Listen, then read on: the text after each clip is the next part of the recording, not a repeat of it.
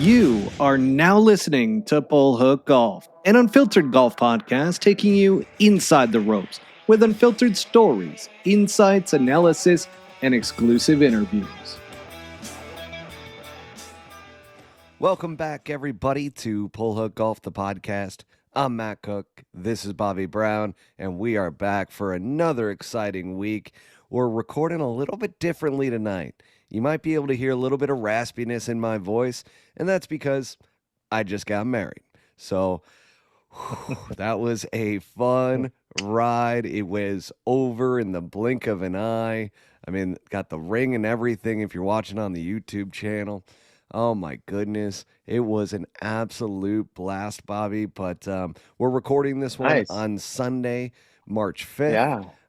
So you just wrapped up I the did. Arnold Palmer Invitational. So we'll talk about that a little Yeah. bit. We'll talk about the upcoming Players Championship. And Yeah. then we've got some PGA Tour changes that are happening for next season. So we'll dive Yeah. into those a little bit as well. But Bobby, how was your week? It was, I hate to say I had 5 weeks in a row of a short week, but it was a short week with a lot of positives to come out of that week, more positive than any other these past 5 weeks that we've been struggling through. We had a really good Friday and some really tough conditions. We saw some putts go in.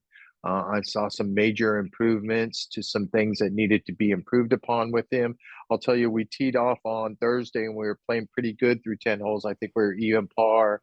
And number 11 is a pretty good hole out there. You've probably seen it on TV a million times. And we had 147 yards with a little downwind out of the right. He hits his pitching wedge 143, and he shanked his pitching wedge about 60 yards dead right into the rough, got posted up behind a tree, made a double bogey, was kind of deflating, and made a few more bogeys coming in. So there it is, fucking first round, you're 5 over par, and we knew that conditions were going to be super tough on Friday. We were kind of excited. They were anticipating 30 to 40 mile an hour winds, which they got close to 30, but we got a text message from the tour when we were warming up that they were just going to single cut the greens and water them quite a bit to protect from the golf course getting away from them. And came out, thinking the cut was probably going to be a couple over, but if it was really, really bad, it could go to 3 over or 4 over. So you got a glimmer of a hope, right, Matt?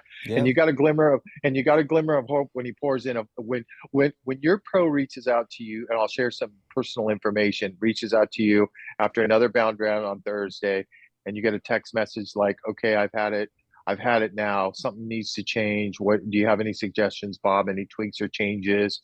And I was a little frustrated after Thursday's round when I walked by the putting green and I saw the guys that didn't play good later in the evening, or did play good and were working on their game to try and get better and try and improve, right? And I felt like we were lacking in that. So I had mentioned that to him, that it was okay to practice after a round. And I told him the most important thing that I noticed, Matt, and he's been struggling with the putter for so long now. And I felt confident saying it. And I'm like, hey, your routine has gone to shit, is basically what I said. I said, you're not taking your time reading your putts, you're plumb bobbing, you're looking at it from maybe behind the hole, and maybe once in a while when you don't know, you're going to a different angle. But I just thought his process was completely off. And I feel like sometimes when guys start putting bad, when they get into a rut, like he's been in a rut, Matt, and I don't know if you've ever experienced this before, but they kind of rush putt everything, right? Because they're frustrated and they're kind of over it. They're not taking their time. They're like, well, if this goes in, it goes in, and maybe I'll start making putts. But that's not really how you fix that, right? You got to get back to basics. So he kind of sent me a text message back, and he's like, you're right. I've always been a really good putter my whole career, and I don't like overreading things because I kind of go by feel and that kind of stuff. And that hadn't been working. So he came out there Friday, and I just saw him grind on every putt, Matt, like he was trying to win a golf tournament. And he putted fantastic. I think in bad conditions, he made He made 5 birdies. And like I said, once you roll in a 40-footer right off the bat, it probably propels you to some confidence. But the most important thing that I noticed was he was making everything inside of 5 feet. He probably made 11 or 12 putts inside of 5 feet. Wow. And they were going in with make speed. You know what make Yep. speed is, right? They're not dripping in or catching edges. They're going in with a little pace and a little confidence right in the middle. And honestly, he played great, man. He fought it back all the way to 3 over, and it was literally blowing 35 miles an hour, finishing on 6, 7, 8, and 9 for us, which are Wow. pretty tough holes. So we got to 3 over, and for sure the cut was going to 3 over in those conditions, right? And I was thinking it might go to 4, and you stand up to 18, maybe it's a little nerves, but he drove it into the right trees, and we had to chip out, and he stuffed a wedge to about, I don't know, 6 feet above the hole, but it was a brutal 6-footer above the hole, probably stipping at like 13 downwind. So it's a toe tapper, a 6-footer that snaps about, probably snaps about a putt, and he missed about a foot, and he missed it on the low side, and we went to 4 over. And I wasn't too upset because I just had a good feeling all day long, like something good was going to happen. And I assumed that would be making the cut and making the weekend, but it did not work out that way. We caught 9 straight into the wind, blowing about 40, and he roped a driver there. We usually hit about a 6 or a 7 iron into that, and we had to try and pierce a drawing 2 iron. He got it into the front bunker, made a great up and down. So at that point, you're like, man, this cut's already at 1, and we were the first group off. For sure, it's going to 3, possibly going to 4. And they kept getting the wins, but they didn't get them, I don't think, as bad. It's funny, I talked to my son, I go, it's shut down on you guys out there, and he just started laughing at me. He's like, Dad, it was coming and going at 30 miles an hour all day. So the officials did a good job of shortening up the golf course due to that, and not watering the greens. So I was, we missed the cut, but I was excited to get going. I was excited to get going this week, because now I told him, I go, okay, things aren't working the way that you want to do it now. Now, I've always been super hands-on and opinionated with my players in the past. Like, I can, you have a coach, you have an agent, you had this. They can tell you what's broken or what needs to be done and that kind of stuff. But the fact is I'm the fucking dude that's standing next to you every day for a year and a half, when things are good, when things are mediocre, and when things are shit. Things are shit right now. So I just kind of scripted out a game plan. I go, give me fucking 2 weeks. I'm going to dictate our practice sessions. We're gonna practice after rounds. We're going to be more serious in our practice rounds. He's so much with the program. I got him to get out of there. I picked him up at his hotel in Orlando early this morning. We came down, we jammed down here, hit some balls, and played a quick 9 holes, because we wanted to rush back and see my son. Wanted to see Pierceson Coody have a chance to win, right? So we played 9 holes. And we did a little birdie bogey game for $5, just something to keep his interest in there. He made 9 straight pars. This golf course is in mint shape. So it was a shitty short week with a lot of positives to be taken out of it, and a lot of excitement. So I'm looking forward to this week quite a bit. Matt, what did you do this week? And what did you do this weekend to lose your voice? My goodness, we had just a amazing wedding that, when you're kind of leading into it. And I feel Yeah. like one of the things that we didn't do was bring in a wedding planner, because Alyssa's really good with planning and everything. And so we had like a Yeah. day of coordinator. Right. Sure enough, everybody was stressed leading into the wedding. We're like, oh no, Of like course. there's so many different pieces, so many different moving parts. And then once we got into the entire flow of everything, the rehearsal on Friday was fantastic. We had a great dinner that my parents set up at a restaurant that overlooked a golf course, had the lake out there. So we were outside, and just a fantastic time with our family and friends. And then, the wedding comes Saturday, and gosh, man, when people tell you to take it in and really take a step back, take a moment, and don't allow everything just to pass by, they're spot on, because Mhm. it goes by in a flash. I mean, next thing you know, we're on the party bus heading to the after party. And Yeah. my goodness, I feel like we didn't get home till 5 a.m., which was this Right. morning. So You that's why sound like it. that's why Sound the like that. voice is raspy. We had a great brunch this morning, and man, I'll tell you right now, I am the luckiest man in the world. Alyssa is just an incredible, incredible girl, and I don't know how I pulled it off. I think the theme amongst me and my buddies was, how did I pull off this bamboozlement? Right. Because for me to get her, I definitely swung up and definitely got lucky. So I'm glad that it Congrats. is all completed. Thank you. And now it's off to the honeymoon. So here we come, Yeah. Mexico. We were just talking about we're going to Yeah. be going Right. by Mayakoba down there, and Yeah. it's going to be a lot of fun. So I'm really looking Yeah. forward to it. I haven't That been down there in years. well, let me know how crowded that airport was. I heard the live tournament had so many people that they're still just trying to get them out of town. So it's probably going to be very, hectic for you getting through baggage claim with all those fucking lines All 25 of coming them. out the door. Yeah, and no speak English, senor. Well, you'll have fun there. Congratulations to Thank you. Alyssa too. I'm sure memories of a lifetime right there. One Really is. another step in the life of Oh, Matt. Now and look, get Alyssa this. Cook. What? What? So the venue's in the middle of the desert. Like it was Yeah. three major lots that go up against what I like to refer to as a rock formation, because people out here like to say, "Oh, that's a mountain. Oh, how'd you guys get so close to a beautiful mountain?" I'm like, "I'm from New York. Right. That's not a mountain. Like Right. that's just not. It's a Right. rock formation, and in the middle of the desert, Bobby, Yeah. we're walking out there with the photographer and videographer, and all of a sudden, I look, and there's this old, like, flaky golf ball just sitting Mm. out there in the middle of the desert. Now there's nothing around, so we're like, how in Wow. the hell did this get here? And I pick it Uh-huh. up, and sure enough, it's a Top Flight One XL Right. 3000. And I'm like, oh, this shit's old. Wow. So Yeah. that was Uh, kind of a little bit of an omen out there, a little golf yeah, it omen. was. Yeah, for sure. Awesome. Awesome. It should last forever, I guess. That's the way to Well, say it. let's hang on Wait, to it. Let's hope yeah, it doesn't just flake away you, completely. you're going to get free golf on the weekends for at least 2 years of this relationship. I promise you that. What else is Oh, I love happening? it. Oh, well, we had the Arnold Palmer Invitational that you were just talking about, Yeah, and I just got to give finished. you credit. I hate Yeah. giving you credit, but god damn it, do I Wow, give have me to give you credit. credit? I fucking Uh, nailed it. I you nailed it. did. You called it, Bobby. You said Kurt Kitayama will be the breakout player of the year this I year. did. And I sure did. enough, who won the Arnold Palmer Invitational there, Bobby? I know. What a grinder. Kurt Kitayama. That was a quick answer for me on that rapid fire you did, but breakout player of Mm-hmm. the year.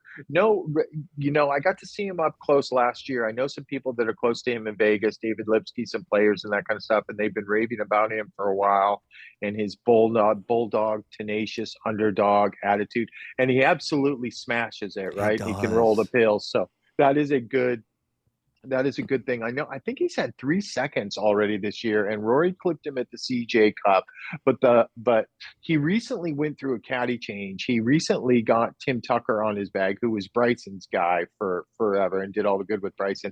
And if you get a guy like Tim Tucker with that experience in those big time situations, he can be a common influence. And let's be honest, if you can fucking caddy for Bryson for 3 or 4 or 5 years and win all those tournaments, you can caddy for fucking For anybody, right? anybody. Because he by far is the toughest bag. So he would always constantly take shit from Bryson when things weren't going good. So he's qualified for the job. And it's funny, I did know his older caddy for his original caddy. I can't think of his name on a first name basis. We were just friendly and chatted and that kind of stuff. And An Kurt started, acquaintance. yeah, an acquaintance, and Kurt started poking up last year. I think his rookie year he actually missed like a handful of cuts in a row, something crazy, and then he started to get into his groove. But I remember watching him at this past Pebble Beach on TV on Sunday, and he didn't have his A shit. He was very uncomfortable. He was hitting it everywhere. He's making some funky ass swings. He's got some funky action. But if you look at him where you know, where how he sets up when he's here and where he gets down and drives with his power, I mean, he's in all the right positions, and he's certainly in a 2023 modern day position Oh yeah. everywhere he needs to be. But it's funny, I didn't know about the caddy change until we got to Scottsdale, but I remember sensing some kind of something was wrong out there because every time he would hit a bad shot, so the scouting report on him I've gotten from other players is that he is a tough bag. he's a tough bag, which Tim can deal with quite well. He's probably the best at it in the world. He's a tough bag for the reason that he wants you all in on everything, right? And as soon as you call something wrong or something like that, he's going to let you know about it. You're going to be the fall guy, whatever. But I sensed that there was something off with him and his caddy at Pebble on that Sunday when he shot a wad and he had a chance to win. And then it's funny, I was walking around Scottsdale on Monday and I ran into Tim, and it's funny how TV reports things the wrong way. I was watching this weekend where they were saying the reason they got connected is because I think Kurt's brother caddies up at what's the famous course up in Oregon? What's the famous course that Banded Dunes, that he has a caddy up there, and they got connected. That's really not the case, because I saw Tim on Monday. And he goes, I actually got a phone call last night on Sunday night from Chris Como, who I'm assuming is Kitayama's coach, saying, hey, he made a quick change and that kind of stuff. And you know, it didn't happen with me and Sungjae, but sometimes when you get those quick changes, good things happen. And you can see it because there's a different face on the bag. And if Kurt hadn't been finishing these tournaments off, maybe he was looking for a little more from his caddy in those situations instead of, you know, and I'm not saying this guy would get quiet or something under pressure, but maybe just a change of face, you know, did the trick. And who knows if it didn't. It definitely didn't hurt, but it was an impressive win. Man, he looked great out there all week. Jesus Christ, he had 2 balls out of bounds. He had a ball out of bounds on 5. Yeah, it's 5, the first par 5 on the front. And if you've never been there before, that's a big that's missing your target by 60 or 70 or 80 yards to the right, hitting one in the houses. He makes double there. If anybody was watching today, he made a triple on 9 today. He whipped it left, and it got the cart path is actually sits up next to the range. And if you're left to the cart, he literally was out of bounds by an inch, but he didn't. I heard his post round presser today, and he was talking about how there's a long walk from 9 to 10, right? You have to go across the driving range in front of a bunch of people, and that's a perfect time when something like that happens for an experienced caddy to get in there and let him know, saying, hey, we are 1 shot off the lead. You know, if we, you know, it's that same old story. If you'd have said when we were playing a practice round on Wednesday or playing our first round on Thursday, hey, you're going to be 1 shot off the lead at Arnie's house with 9 holes to go, will you take it no matter what the scenario is? And I think that's what was discussed. So that's a veteran caddy going in there and calming his man down. And I heard Kitayama said, fuck, I knew I was playing good. I wasn't that bad. It was just I made a bad swing at the bad time, and you know, and I made a triple. And you know, nobody does much the last 2 hours of Bay Hill. The golf course, I was prepping my son. We'll talk about his awesome fucking sick week here in a few minutes, but I was prepping my son. I'm like, this golf course turns like no other that I've ever seen before. You know, it's automatic that it's the hardest golf course on the PGA Tour. It's the hardest finishing holes. I mean, 17 and 16 is kind of a duck, the par 5. That's your only breath of fresh air. But when you get to, you know, 14, these greens aren't really holdable unless you spin it a lot and hit the proper trajectory, and you hit into some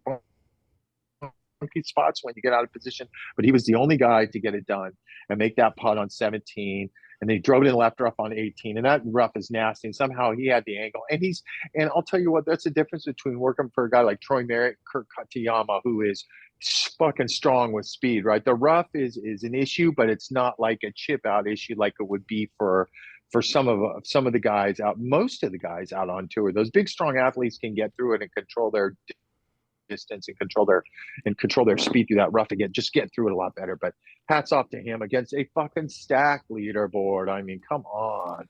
Jeez, look at the name. It's funny, when we were making our penny bet, I was naming off the names that I remember because I didn't know who you were going to take, but I was Rory, Terrell Hatton.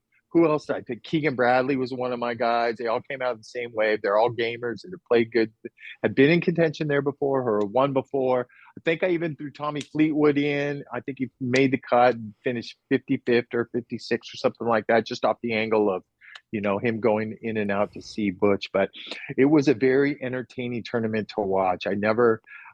It's never a dull moment. I hate watching it on TV, not being in contention. And I really have never been in contention there, but maybe a couple times some years back. But man, it was exciting. And there's here's our breakout player of the year, a win in 3 seconds. I mean, on the PGA Tour. And nobody really knows who Kurt Kitayama is, right? UNLV didn't make the team, I think, freshman year. They called him the project.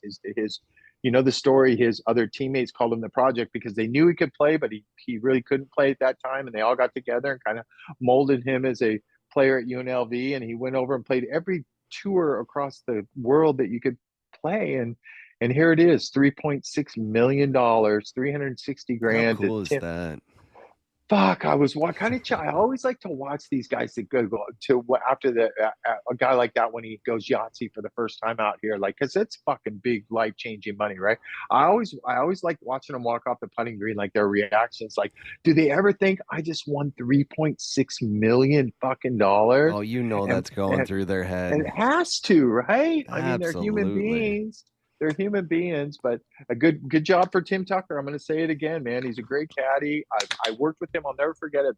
At Tampa, we have Tampa coming up here in a couple of weeks, and I want to say his first time he ever caddied was for a guy named Tyler Aldridge, and I think I've told this story on a way early episode. And I got paired with him, and he had never really caddied in a tour event before. Kyle was hitting at fairway bunkers, and usually, you know, other caddies will take care of bunkers for caddies so they don't fall behind and that kind of stuff. And I remember getting on him a little bit about that during the round. I probably wasn't having a good day, and we turned into good friends since then. And it's no coincidence that he gets guys that win, right? Some guys get guys that win, but there was a more exciting. I like that quote. Some guys get guys that win. Get guys that win. They do. But there was a more exciting story out there this week for me, and that was obviously the Rise. And it's funny, I didn't know you were going to name that episode that, but how apropos that you did at that time. And Pierceson Coody gets into the mix and has a chance to win. So good on you. Hey, Chalk that one up to me. Yeah, that was a really good one. So, you know, I told you I caddied for him in the practice in the pro-am on Monday, and the sound that the ball made coming off the club face, and I'm like, oh my God, now I know why my son did not go to the Sung Jae in bag. And they had a solid Thursday, a solid Friday, and they made the cut. I think the cut was 2 over. They made the cut at 1 over. And I went to bed Friday night, and I told my son, I'm like, I'm going to go watch you guys play. First time I ever seen my son caddy, or really, you know, really. Yeah. Never been because you're caddying normally like same times he is. Yeah, exactly. So I literally rolled, and they were paired with Lipsky too, who's one of my best buddies. So I'm like, well, I got to go watch this. Right. So I literally rolled out of the fucking rack, didn't take a shower or anything. I'm wearing Jordan shorts are going below my knees. Lipsky said I look like a cholo from Azusa out there. I had my 11 lows on. I had this. Yeah. It's literally the outfit I wore to bed the night before that, and I had the pods hat off. So I picked him up on one fairway. They had already hit their tee shot, and I told you he could manhandle some of these corners, right? And I was coming around the turn there, looking to see where his drive was, and I saw he got a fucking bomb up there. I think he actually missed the green short. He got up and down. And then 2 is a really good par 3. Anyways, to make a long story short, he stuffed it on 2. He didn't make it. And then I was kind of hanging out with his parents, and I met his girlfriend, and we were talking about some things. And then he buried 1 on 3. And the next thing you know, I'm fucking watching him go fucking crazy out there. And I'm fist pumping, and I'm texting Troy, and he hits a shot into 9 to about a fucking foot or a foot and a half. I still don't know how he got at that fucking flag with that club, but somehow this kid did it, and he turned in 5 under. And I told Troy, I go, God damn it, I'm happy and I'm not happy, because my plan was to just come out from 9 holes and then go back and take a shower or something, you know. So I had to continue on, right? And they made a nice par on 10. They made a strategic play to lay back on 10 because it was a front pin. Total veteran caddy move on Daniel's part right there. Talking into that. I like it. And then 11, he hits a driver. That's the tough driving hole I was talking about with 1 on the left. 11, I'm staying way out there about 320 yards away. And he hits his tee shot. I can't tell where he's going, but he's leaning left. And I'm like, oh, fuck, this is close to the water. And it ends up in the first cut. So I get way out, but behind him, it's a back. This is the great story of the week, right? It's a back pin, right? And they're in the first cut, and you can see that him and Daniel are talking more than they usually had been talking early. It had been going, easy. Obviously, club selection was easy early in the day, but they were debating on something. So I'm standing over this green, and I had Dustin one year airmail this fucking green with a wedge from the left first cut. So this is how ironic this is. And he was trying to win the golf tournament, and he hit it in the bushes, ended up taking triple, and we finished the round, and I'm finishing 20 something. He's like, "Bo, I'm never coming back to this course, bro. It's too fucking hard for me, man. I can't take it. I had good shots that end up in bad spots. I'll never forget it." So, Good anyways, shots and he bad hits spots. good shots and bad spots. Isn't that golf, man? And they hit this wedge, and I'm like, where the fuck is this thing? And I'm standing behind the ropes, and there's a shot link tower behind me, and then there's all the bushes, and it fucking one hops, airmails the green. They get a first cut jumper. It nicks the side of my leg, right? It nicks the side of my leg and deflects it into the shot lane thing, and it comes racing back across the bath just over the green, right? And I almost got fucking nailed, but I think because I was standing there, this ball would have gone into the bushes, Oh, right? we have And a controversy here. why? You're going to create a conspiracy theory that you Why? kicked the ball onto the green. No, it just ricocheted. It just ricocheted on. It scared the fuck out of me, is what it did. And he got a drop off the path, and he made four. But I'm like, oh, this is when it could get squirrely. I was sensing it could get squirrely here, and so I marched up on I'm not taking credit for that, but how weird that I'm standing in that spot and my son's on the bag, and that's something like that, and that fluke break It's just happens like that. unbelievable. I fucking, it was tripping me out. So I went up to 12 as this hittable par five for a guy like him, and I'm standing fucking 40 yards in the right rough, which is a popular spot to miss. And I get up there and I notice, and he hits his routine. I notice his routine's quicker than it was before, And he hits a ball, and I'm telling by his body language it could go anywhere. And I'm like, oh my fucking god, I'm gonna get hit again, right? This thing fucking is gonna TKO me at 320, but he hits it 30 yards left into the left rough, makes a par. Nixon makes another par scrambling on the next hole. Par's 14, and then and I'm like, oh, they're hanging on for dear life. I got to get out of here now. I think I'm bad luck. Good luck to bad luck. Anyways, I think they made a bogey and birdied the last coming in to shoot 6 under and lap everybody. Right, just fucking go out in the morning, lap everybody. And it was a fun night, Saturday night, because the kid had a chance to win. Did I mention this is a $20 million person? My son's been caddying. Right. He's probably done 30 or 40 PGA Tour events, but he's been the guy on the Corn Ferry Tour for, he'll tell you 6 years. I think it's only 5. I think he's being dramatic about that. But, he's been playing for these $1 million purses and $800,000 purses. And I couldn't think of anything good to tell him other than, this is what you've been doing every day for the last 5 years. The people are different and the golf course is different. Other than that, everything's the same. I get nervous all the time on the first tee in contention. It's a fucking fact. I think we all do until you walk off and you get away from everybody and you settle down and you get into the zone. But I was trying to prepare him for the conditions because they had caught, receptive conditions 2 days in a row. And of course the pairings come out, and who do they get? JT and Bones, right? So that just elevates my son's nerves, and I'm sure Pearson's nerves through the roof, because that is like, there are a million people out there. This is a big tournament. This is like a fucking major to us. If you win Bay Hill, it's iconic, right? The red sweater. Tiger 8 times. Tiger's won that tournament 8 times. That's insane. Rory. Isn't that just insane? Oh, and it always seemed like half of them were the same pot on the back right pin, right? He would bury some 25 or some 30 footer. So, I wanted to go out and watch today, but my first and foremost is to get Troy on the plan. So we whipped through those 9 holes real quick, and I came back and I watched every shot, and and I think my son knows. Excuse me. You don't.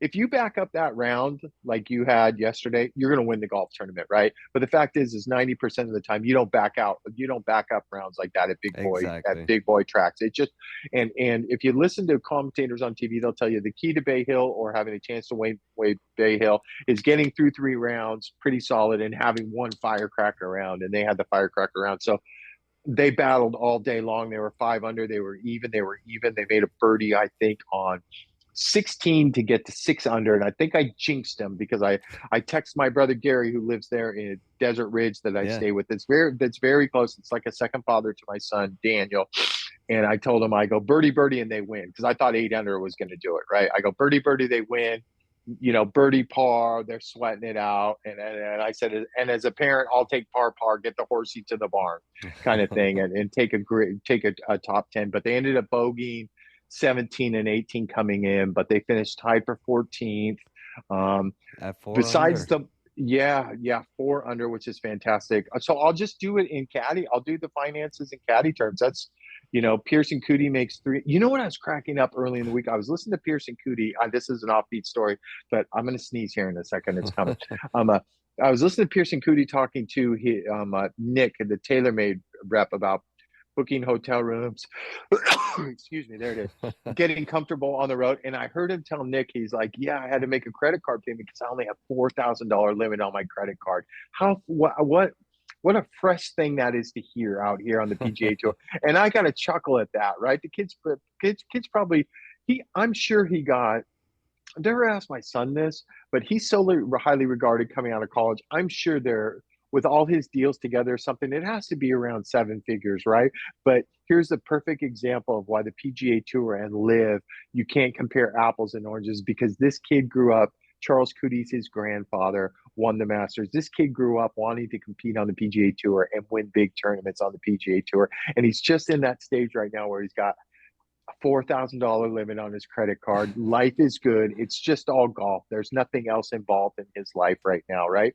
So he makes $325,000 for finishing tied for 14th. Can you imagine that? Tied for 14th, $325,000. So it's a nice mid 20,000 something lick for my son, along with an $18,000 or $20,000 lick for him when they won Panama. So now all of a sudden my son doesn't have stress, right?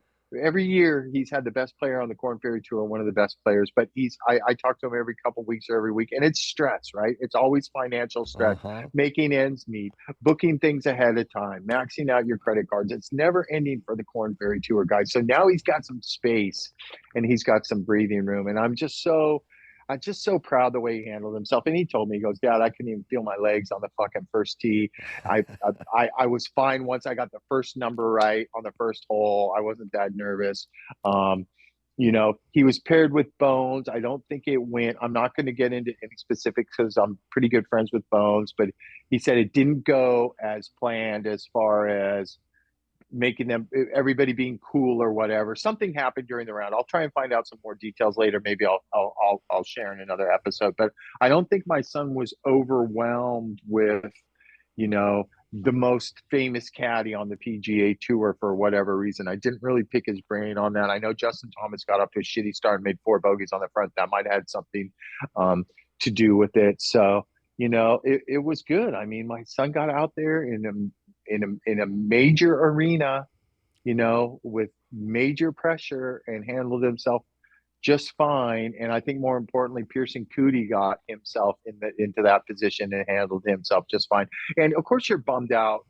He's like, oh, I don't even know what those 2 bogeys cost us financially, but he's quick to correct himself and goes, we were talking, you could have made 2 bogeys on Thursday or 2 bogeys on Friday or 2 bogeys on Saturday. I think they went through the whole week without a double bogey, which is fucking phenomenal out there because they can hit you fucking fast. I mean, the winner had a triple and a double and still battled back. So it was the proudest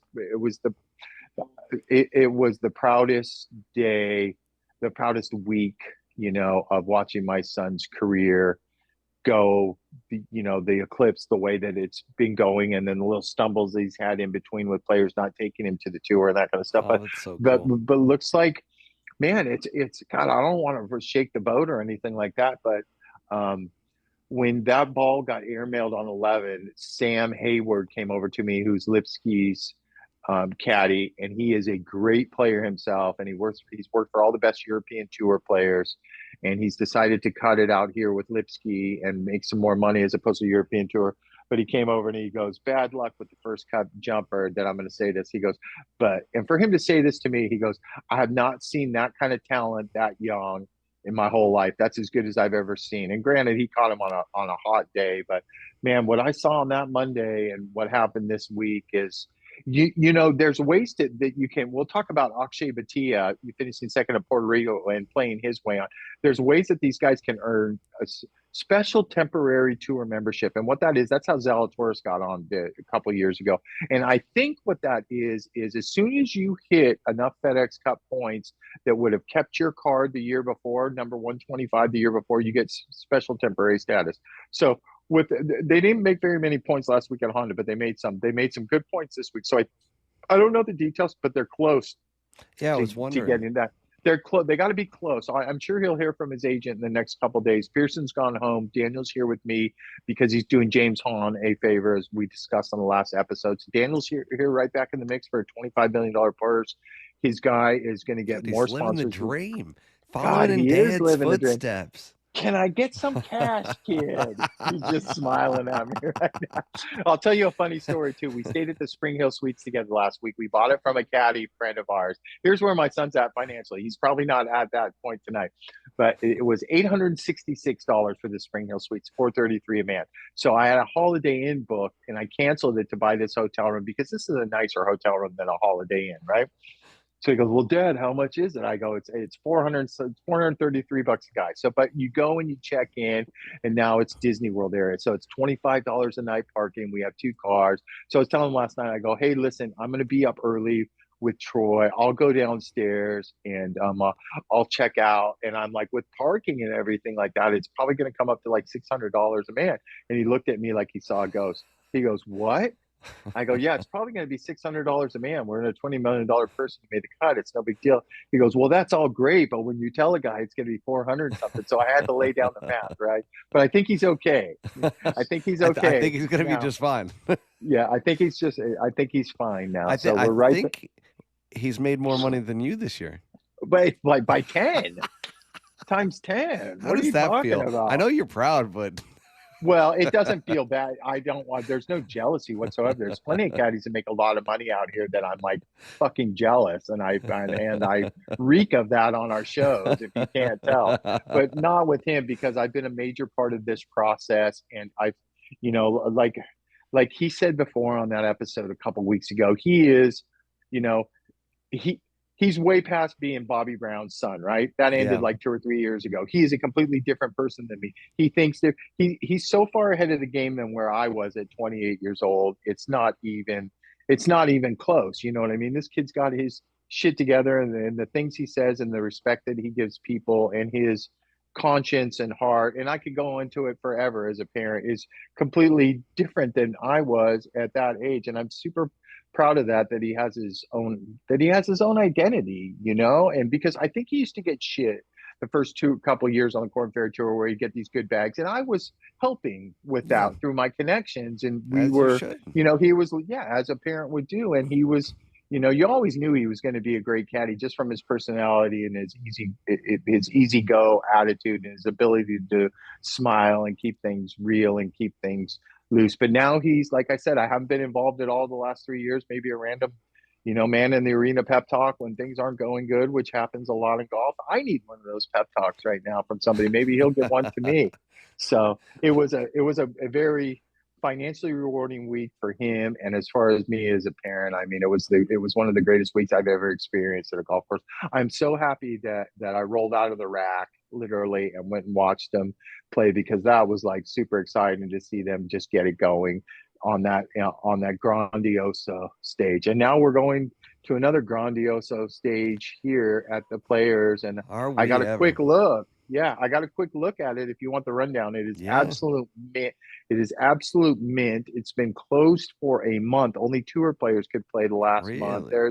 There's not a blade of grass out of position. The greens are pure. I mean, it's just absolute mint. Oh, I only saw the front side today. I didn't see the back side. We'll see 18 holes tomorrow. They did lengthen number 9 by about 15 or 20 yards, a par 5 that wasn't really hittable for. It is hittable for Troy if you catch the right wind, but your driver 3 wood, and keep your fingers crossed. So they added some more length to 9. They cleared out some stuff. They made it more spectator friendly. But you know what the big part of this week is, don't you? Every caddy on Wednesday steps up to that hole behind you in front of 1,000 to a few thousand people. Have you been practicing? No, I haven't. No, no, I haven't swung a club since the holidays when I was going to go play out there with Troy after taking about a 5 or 6 year break because of my back. And last year I hit a shot. Let me just say, here's my stats. Okay, you ready for my stats? Yeah. I was doing the numbers today. I've taken that shot 15 times. How many times do you think I've hit the green in 15 times? 15 times. And back in the first, I'm going to go 7. First 10, 3. Fucking 3. It's the most nerve. I say the same thing, but 2 holes away, I start sweating in my palms. Okay. I start looking around at all the people that are You watching. gotta I start practice, watching. Bobby. I watch all these caddies with these beautiful golf swings. I know, but I'm so past. I can't do it because of my back. I want to play, but I'm afraid that I'll fuck myself out of $150,000 for the year for one swing. So True. every year I say the same thing when we get here. I'm not taking this fucking shot this year because I'm tired. I mean, I've laid the sod over him before, hit it about 6 yards. I'm almost throwing the club in the water. I should wear like 2 gloves. I'm so nervous.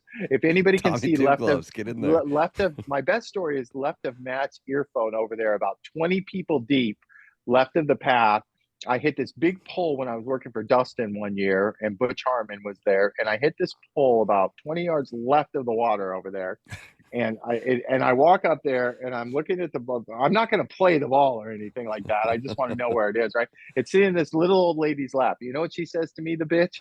She says, "Young man, I've been coming to this caddy hit off." She called it a hit off for about 20 some years. And that's the worst caddy shot I've ever seen in my life. And I think I told this little old 70-year-old lady to fuck off. I am pretty sure I said it like that because Dustin got very upset with me.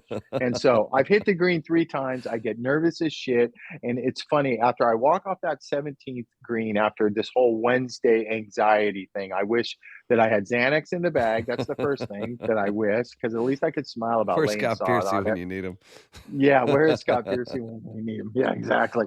And then the next thing I think about when I get to the 18th tee is, how did these guys fucking do it, right? Because you call me in for a putt when it matters for $1 million in front of 1 million people. I'm in my comfort zone. It doesn't fucking faze me. But you put a club in my hand in front of 800 people standing around that want to see caddy shots. I don't fucking know. It's just, it's like the respect that Well, these guys do this for a living blows me away. when you're What? there, what number do Yeah. you give your player? Do you just go hit it center of the green? Here's the number to the center.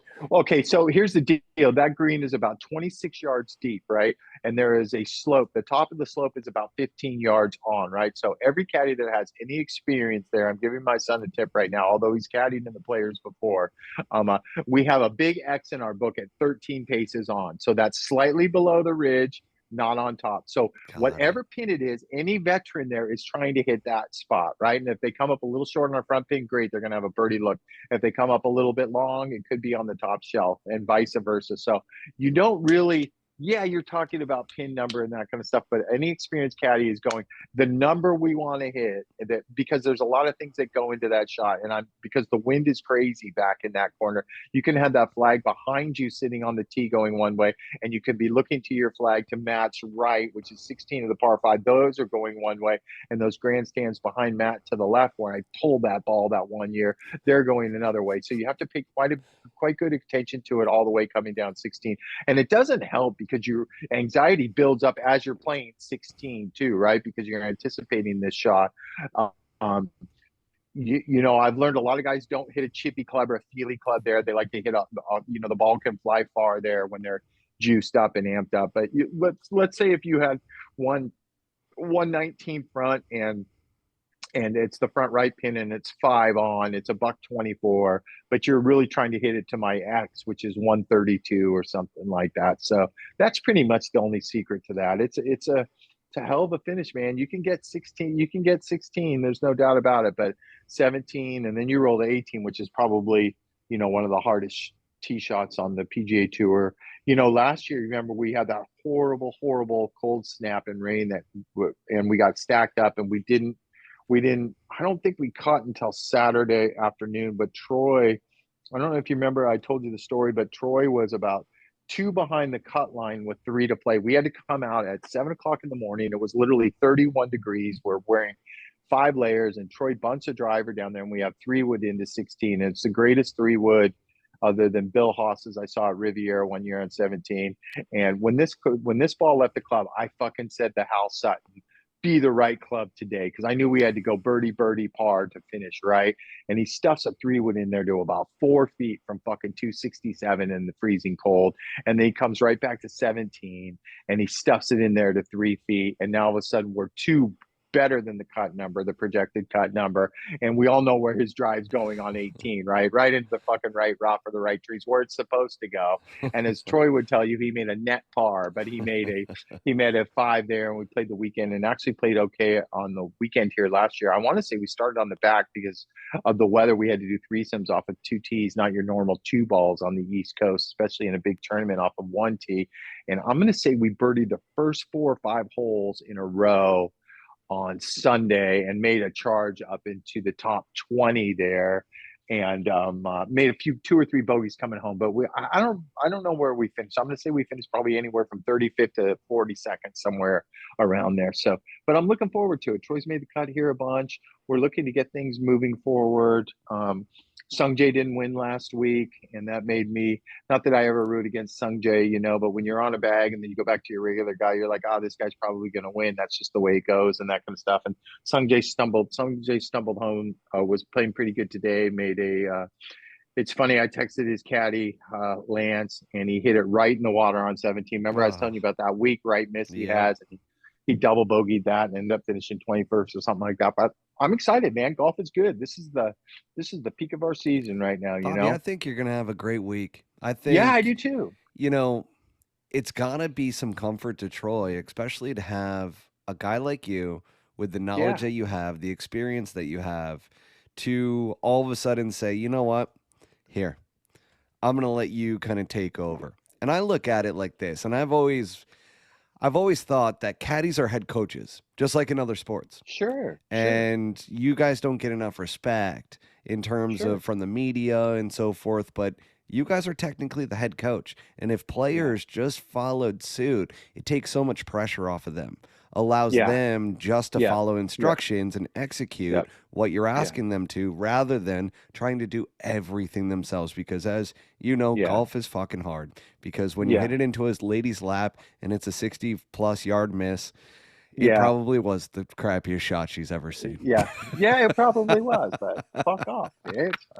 It felt so good. Don't those pulls feel so good? Oh my God. Like, it feels like you flushed it. Yeah. Absolutely flushed it. I mean, you just turn that face down. It feels like it's coming off the center of the face. That thing just starts going left and left, AKA pull hook golf. So with that said, we got to pick some players here, Bobby. The good old penny bet for the players.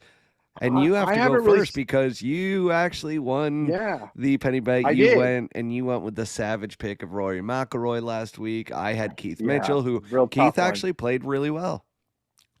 Yeah, he did. He hung in there. It was a close match. It was a close match for the first couple of days. We were right next to each other. You might have been leading, but I squeaked you. I'm down to 4,000 pennies, and I get to pick first. And I'm going to change it up a little bit this week, and I am going to pick Rory McIlroy again. Gosh darn it. Because I didn't think about this. Can I give everybody a little sneaky long shot for no rhyme, no reason? Yeah, sure. A sneaky, I'm talking $1 million to 1 that might be worth $1 for some people. Doug Gim plays here. Fucking fantastic. And I've been with him a couple years. You're right. I'm going to say he top 10 and he top 20. I think he was leading after 3 days a couple years ago. So I like Doug Gim as horses for courses, long shot. When you get out this course, we talked on it episodes before how the first 2 or 3 years you play out here as a, maybe not player so much, but as a caddy, you're like, this fucking Pete Dye, this fucking golf course and that kind of stuff. But after about 4 years or 5 or 6 years, I've learned his angles and his whole mind fuck strategy off the tee. I was daydreaming about it today on a couple of the holes out there, and I'm like, oh my God, I remember when I first set up this tee, and I'm like, where do you hit this, right? Because everything is masqueraded and blindfolded with slopes and mounds and stuff like that. And then you get out there and you're like, oh man, there's 40 yards out there. So it's always exciting to deal with this golf course and Pete Dye. So I'm going to take Rory McIlroy. Who you got? I'm going to steal a guy that you were talking about last week. Keegan Bradley. Good pick. Yeah, this is a good pick. This is going to be a good one. That's going to be a good one for sure. But we're going to keep it at 1,000 pennies because you tried to bait me in last week and to get more, because I think you were going to work me in Puerto Rico on your guy Akshay Bhatia, which we were talking about special temporary membership for those of you who just paid attention to that. Akshay Bhatia just finished second in Puerto Rico today. I think he was 19 under. Nick Echevarria, a kid from Colombia, who, if I'm not mistaken, was on the Corn Ferry Tour for 6 years. Only rookie year this year, gets up, only makes two cuts, and then he wins an off event in Puerto Rico for 600,000 or 700,000. But more importantly, it's 2 years. It's 2 years of status, right, in a winners category. He's going to Maui to start the year, and Akshay is now a PGA Tour member or special member, where he's going to get in a bunch of events. He won't get in all the big ones. Remember the Monday qualifier we were talking about last week at Honda? Ryan Gerard, who finished fourth, also got into Puerto Rico this year. He played good all week. He was tied for 10th. I think there was one group or two groups left. Harry Hall birdied the last hole to knock him to 11th, so he won't get a top 10 that rolls into Tampa. But I did read today that he is only 2 points away from getting special temporary membership. So I don't look for Gerard to be playing on the Corn Ferry Tour anymore. Actually, I'm hoping that, some sponsors noticed who he was, and he'll pick up a couple spots possibly in some events, which I'm sure he will.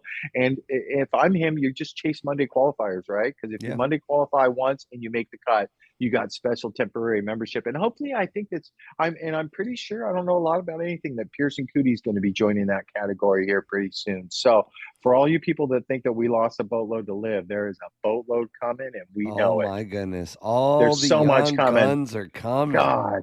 Yeah, it's almost like a little fresh change into the guard now. You see all this fresh blood, guys you never heard of, and I love that I turned you into a believer of Akshay Bhatia. Well, I don't know why I wasn't. Well, no, you were correct, by the way. No, you were correct. Yeah. His swing was a little loose. Yeah. But he tightened it up, and that's what I started to see. And once he was into the Honda Classic, I'm like, well, one, he's won there as a junior. That wasn't really the reason. But whenever you win at any golf course, it means you can play it well. So then you look at the golf swing, and his golf swing was right on line, and it's no longer loose anymore. Like, he sets it a little bit earlier and gets it right in position, and you can see, kids playing some really good golf. Yeah, he skips college. He was highly regarded from the time he was 15 or 16 years old. Obviously, he proved he's had the game. I'll tell you a funny story about a creeper little funny story about him. He got his first spot, I'm going to say, when he was 16 or 17 in Jackson, Mississippi. This is 3 or 4 years ago. I don't even remember who I was caddying with, but I was standing on the putting green. It's a massive putting green there with our boy Matt Every, right? And there's this hot, dark-skinned chick, and that's not meant to be racist whatsoever. She's about 80 yards away from us. Very well endowed, very pretty, very attractive, wearing some very form-fitting look-at-me clothes. And she's on the putting green, right? So I'm sitting next to Matt. PGA Tour groupies. I know, if anybody's going to know who she – listen to this story. If anybody's going to know who the hot chick around the putting green is, Matt Every's going to fucking know, and he's going to give you the rundown. I go, who the fuck is that? I hope Lori's not listening to this. Who the fuck is that? And he goes, that is fucking Akshay Bhatia's sister. Look at her out there fishing for a PGA Tour pro.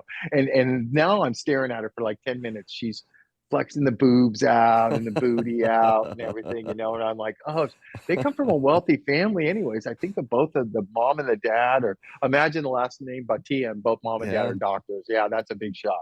So, pretty highly educated. And so I went to hung out with Matt somewhere, and he's like, let's check out her Instagram. Listen to us, 40 and 50-year-old men checking out the Instagram of a 20-something, and she ain't afraid to flaunt it. So I thought I'd throw in that little female piece there.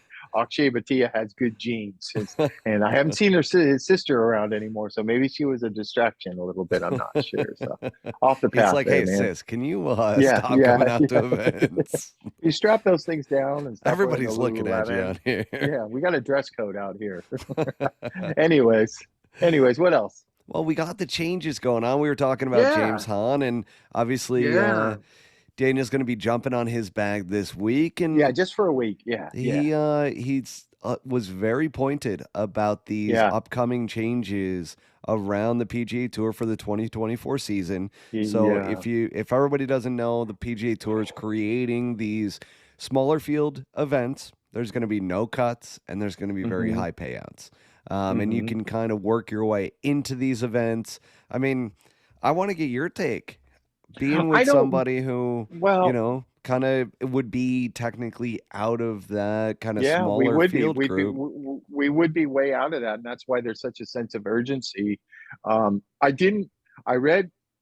I know there's a player meeting tomorrow or Tuesday where they're going to really finalize all the details and come out with a firm possible schedule and what events are what. But honestly, in my opinion on that you know, would be based on who I'm working for at the time, right? If Yeah. I'm working for a Dustin Johnson style type player at this time, fucking bring it, right? It's more money. But if I work for a guy like Troy Merritt, it's like, oh, the rich get richer and that kind of stuff, and it's going to be difficult for us to play our way in. I know they make it sound like you can play your way in off a previous week, but I don't know really all the details yet. But I can tell you that I read James's article last night. James is very intelligent and very outspoken, and I know that you've been getting bombarded to get him back on the show. And we probably need to do that in the very near future because James calls a spade a spade. But everything he said made sense to me. And Troy was in the car with me for 2.5 hours driving there, and we were talking about that. And we were talking about Peter Malnati, who basically took James Hahn's Yeah. spot on the pack board, right? And Peter Malnati is known as the nicest guy out here. He's the players guy, right? But apparently there's some bad blood because he flipped on the vote. Did you read the article? Oh. He flipped on the vote and voted for this to go through, which guys like Troy Merritt or James Hahn would have hoped. Not that it was going to pass no matter what, but we're hoping that he would vote the other way just to make a point that, hey, yeah, if I'm one of these big guys, of course I love this schedule, but if I'm a normal guy, now all of a sudden my scheduling changes and I'm not playing for as much money and now it's mathematically harder for me to get into these big events. But you know what I thought the funny thing that was cracking me up was like Lee Westwood and Ian Poulter and all the lit people were like, oh, wonder where you got this from, right? But the fact is where do you think they got it from? The fact is that we played plenty of no-cut events out here every year up until this year, right? We start with Maui, which is a no-cut event, right? Yeah. We had WGCs, Matt, that were no-cut events. The second playoff event that we have is a no-cut event with 70 guys. So we've been doing this for years for 4 to 6 events. So it's not like we just knocked them off. Did they, like your XFL thing, did they bring some good things into the mix that we're missing out on? 100% they did. 100% they did. But we just have a stronger product, and now we're molding it the way it needs to be with another competitive. You can call it a competitive tour because it really is a competitive tour. But my point was Westwood and Poulter getting all butthurt, like, oh, we're cracking up because you're copying us and world rankings and cuts. And the first thing that went through my mind, and I'm like, nah, actually, we've been. It's funny when the early years that I worked for Dustin, half of his wins were in no cut events or rain shortened events, that were 54 holes or something like that. So I don't think they can take props for starting the whole thing. I just James love Hahn that. has I love that they want credit for it, Bobby. I love that right. they're like, oh, you guys owe us now. And it's like, Yeah, that wasn't the right, purpose you went over there. You right, went over there because you right. got a boatload of money. Yeah, exactly. It had nothing to do with anything else but the almighty dollar, Yeah. right? The absolute You weren't almighty trying to dollar. change the PGA Yeah. Tour. I was cracking up when this leaderboard too because I was looking at some stuff and there's a guy, one of the best announcers ever was Peter Alice, right? Hmm. The European announcer with that wonderful voice, and he always said lovely. And as kids or as young men, we woke up in the morning to watch the British Open at 6 in the morning to hear Peter Alice's voice calling a U.S. Open at a track that we'd only dream of playing, right? He just set the stage so eloquently, so to speak. But there's a guy, a knockoff guy on Twitter. It's called Tweeter Alice, right? And when that leaderboard went up Friday, and it's Rory, and it's Xander, and it's Scotty, and it's all the names that it's supposed to be at Bay Hill. He said, "Did you read this?" He goes, "Wow, what a lovely leaderboard. The only missing are the other two top players in the world, Pat Perez and Peter Uihlein. Lovely." So I got Oh, a little that's kick out of hilarious. that. But I'm looking forward to seeing James Hahn this week. I'm going to go out to dinner with him one night, and I'll probably get some more information from him. But I guess I'll tell you that a guy like Troy Merritt, we talked about it, and I heard him and Kevin Streelman talking about it on the range. I'm going to say on Thursday before the round, and they were mumbling about Malnati, and I didn't know what they said, what they were talking about. I didn't know about the vote until I read James's little piece. And but I'm going to tell you, a guy like Troy Merritt's probably not is not. I'm not speaking for him, but he's not happy. It's just like that players only meeting Yeah. that they had in Delaware for the second event. These guys make up 90% of the PGA Tour that are fantastic golfers that, that I don't want to say get pushed aside, but everything is done for a reason out here, right? I don't know how happy any mid-pack player could be with something like that. But, like Troy said, the bottom line is play better, right? That solves all those problems and anybody from whining about everything. And I'm not saying James is whiny, play better, but it's the rich get richer. Let's be honest. It really is. It makes it easier for them to know that one of the top guys are going to win a golf tournament, right? And that they're all going to get paid.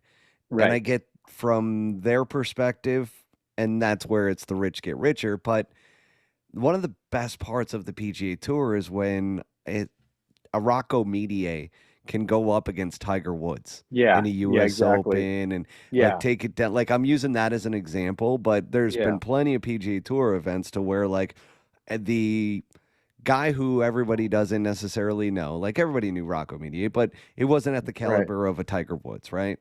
And that's where you get the underdog. You get the Rocky Balboa story of, hey, this guy just took out John Rahm. Or when it comes to Kurt Kitayama, right? I mean, he all of a sudden took out Rory McIlroy and held him off. It's like, that's a great, beautiful story. And it changes his entire outlook, his entire career kind of moving forward. And it's like, gosh, are we going to lose out on that? And I really feel like, okay, everybody pushed for this.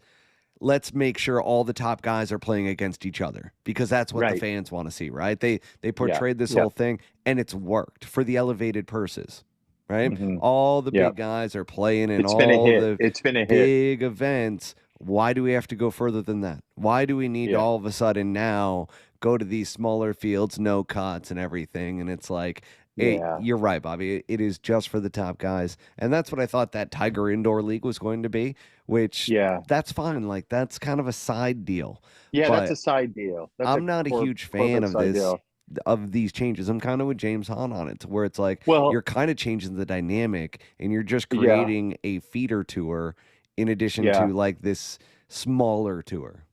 Yeah. And I think the biggest point that I liked about what James said was, he's like, listen, if you're a top level guy and you get off form, you can add events, right? You can go play in the other events and get off form. He goes, but it doesn't work the other way for us mid-pack guys that aren't in that number. We can't add an event, right? We have to play what we have to play. Like they can dip down and add an event, or if they're going to take off one of those big events, because they only have to play in so many, they can add it. But he doesn't feel like it's a two-way street, and I totally understand. So they'll be, we'll have plenty to talk about next Tuesday because this big player meeting happens tomorrow or Tuesday, where I think we're going to get a schedule and stuff like that. So we got to start playing better golf, because the fact is this year only the top 70 make the playoffs, and we are 112 right now, worse than he's been in a long, long time.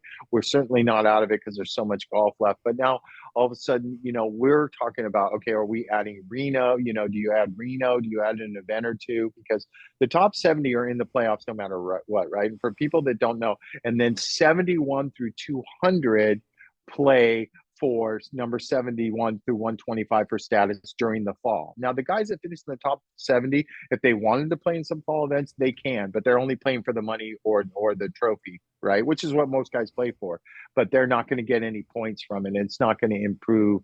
It's not going to improve their ranking whatsoever. So I'll have a better handle on it and more specifics. I'll talk to James by the time we meet next week, and I'll give you some more information. When is that Mayakoba? When is that Dove Mountain Tucson thing coming up? Does that come up the week of 2 weeks? So it's the week after this week? Yes. The same week as Tampa, right? Yep. Okay, so we got a little live to talk about too. So wait. This is our shortest show ever for the newlyweds. Or what are you going to call this? The newlywed show? The newlywed episode. The newlywed episode? The continuing It's rise the of it's the Pierceson Coody and Daniel Gregory. The kid, and I turned on the TV too, and the kid got a shout out from Paul Azinger. Made me so proud. He's like, that was "This is cool. Pierceson. This is Pierceson Coody. He's got a lot." You know, Paul. I told you I love Paul. A lot of Yeah. people don't love Paul, but he's like a big kid. He's just so excited to be around golf. He doesn't get the respect he deserves, right? No, he he was doesn't. a fucking stud. Won a He British was. Open. You know, God, he was just a fucking stud. He was a baller to watch. But it just made me so happy. He's like, I was talking to his caddy Daniel Gregory on the range, and the only thing my son would say, make this comment. He was just super excited to be working for Pierceson Coody. What a perfect thing to say, right? Been working for him ever since he turned pro, and you know that's just a short and sweet, simple answer from probably a very nervous caddy on the range talking to a famous announcer for the first time, which is probably going to happen for Daniel a lot more. I think when you start escalating into a bigger caddy, so to speak, and that kind of stuff, you know, I think I don't see I see a lot of caddies that do a lot of talking to media. When Dustin first started getting hot, I thought it was cool, and then you get misquoted a couple times, or things don't go your way, and the media guys who you're friends with are fucking trashing you in articles. So I kibossed that a long time ago. And plus, nobody really wants to talk to me after Troy Merritt misses a few cuts in a row. That's for sure. But I could see my son being the other way, being like the kind of guy like, hey, my player's going to do the talking, and you know, I'm here to, you know, do what I do best. So, anyways. It was Bobby, a good I'm week. expecting a big week out of you. My goodness. Yeah, thank you. This is your week this week. I am pumped for you because the eye of the tiger is back, folks. Troy's going to be leaning on you. Head coach Bobby Brown is coming in 2 weeks. strong. 2 weeks. I get to call the shots for 2 weeks. I told you what our deal was. Not enough focus on the practice round. So I go, we're going to do this birdie bogey game, right? So if let's say he makes 4 bogeys and 2 birdies, for every one that I win, every one of those bogeys, not that I want him to make bogeys, but I told him that's 10 minutes of practice time after we finish a practice round. And I get to dictate what we worked on, which I'm used to doing with guys like Brendan Steele, Kyle Stanley, Jason Kokrak, even Dustin back in the day, where I know what's missing or what isn't sharp. So I'm going to be able to get him out there for 20 minutes to, you know, hit 100-yard shots or hit fairway bunker shots. So, and that's where I specialize. I like that kind of stuff. I like being involved and stuff like that because you get to see the hard work pay off. And I think Troy lost sight of that a little bit. You know, he lost sight of that. So always learning, Matt. Always learning, bro. Love it, Bobby. Have a great week, my man. Hey, have a great honeymoon. Congratulations to you and the missus. And we'll talk to you next week. Sounds good. Thanks, Bobby. Okay, see you, buddy. Bye. Thank you for tuning in to Season 2 of the Pull Hook Golf Podcast. Make sure to hit subscribe and go to www.pullhookgolf.com for more information.